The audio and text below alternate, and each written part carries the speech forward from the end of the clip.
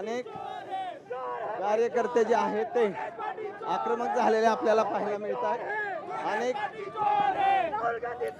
तर आपण पाहतोय हे दृश्य नॅशनल हेराल्ड प्रकरणाच्या संदर्भात भाजप आणि काँग्रेस आमने सामने आल्याचं आपण पाहतोय. खाली लोकांवर काँग्रेस पार्टीचं करायचं काय ना. आम्ही काँग्रेस भवनापर्यंत जाणार आहे. जी लोकांची दिशाभूल काँग्रेस पार्टी करते त्याच्या विरोधात आम्ही जा विचारण्यासाठी काँग्रेस भवनाला जाणार आहे. काँग्रेस भवनावर काँग्रेसचा जाहीर करून राहणार आम्ही. राहुल गांधी चोर आहे हे जे दिशाभूल करतात त्या लोकांची, तर ते काँग्रेस दिशाभूल करतं यासाठी सगळे खरं तर हे कार्यकर्ते आक्रमक झालेले आहेत. बालगंधर्व चौकामध्ये भाजप युवा मोर्चाकडून हे आंदोलन केलं जात आहे आणि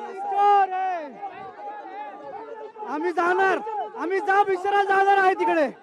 जर आम्ही वर्षा गायकवाड जर ईडीच्या ऑफिस बाहेर जाऊ शकती, तर आम्ही भाजपचे कार्यकर्ते काँग्रेस भवना बाहेर जाऊ शकतो. हे आम्ही चोर आहे.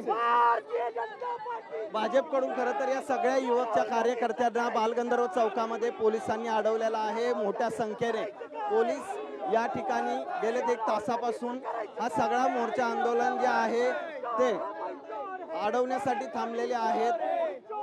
राष्ट्रीय संपत्तीवर घोटाळा गांधी घराणं जबाबदार आहे.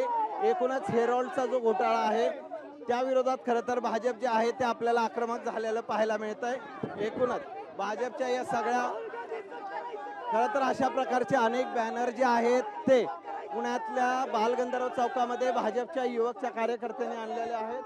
अनेक जण या ठिकाणी आक्रमक होऊन या ठिकाणी सगळे तर कार्यकर्ते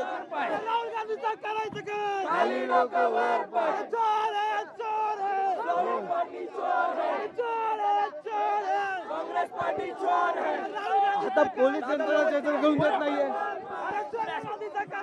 आम्ही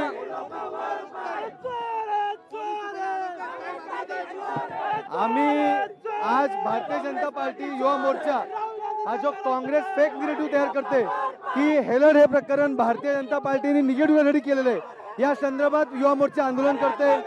सोनिया गांधी आणि राहुल गांधीवर जे ईडीने आरोप केले त्यांच्यावर जो गुन्हा दाखल करायला सांगितलाय त्या संदर्भात काँग्रेस म्हणते की भाजपचे षडयंत्र आहे. हे भाजपचे षडयंत्र नसून हा त्यांच्या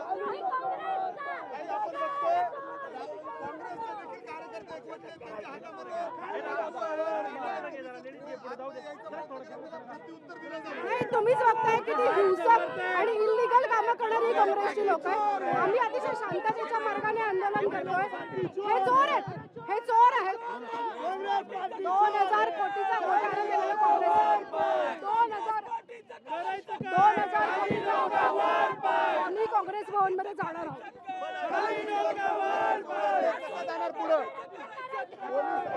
अनेक काँग्रेसचे कार्यकर्ते जे आहेत ते आक्रमक झालेले आहेत. महिला पदाधिकारी असतील किंवा युवकचे कार्यकर्ते असतील, हे सगळे कार्यकर्ते जे आहेत ते पोलिसांनी या ठिकाणी त्यांना अडवलेला आहे.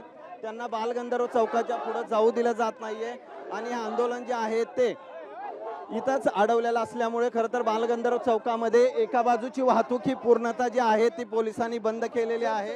एकूणच या ठिकाणी काही कार्यकर्ते जे आहेत ते दुसऱ्या बाजूने जाण्याचा प्रयत्न करतायत, मात्र पोलिसांचा मोठा बंदोबस्त असल्याने या ठिकाणी कुणालाही जाऊ दिलं जात नाहीये. पोलीस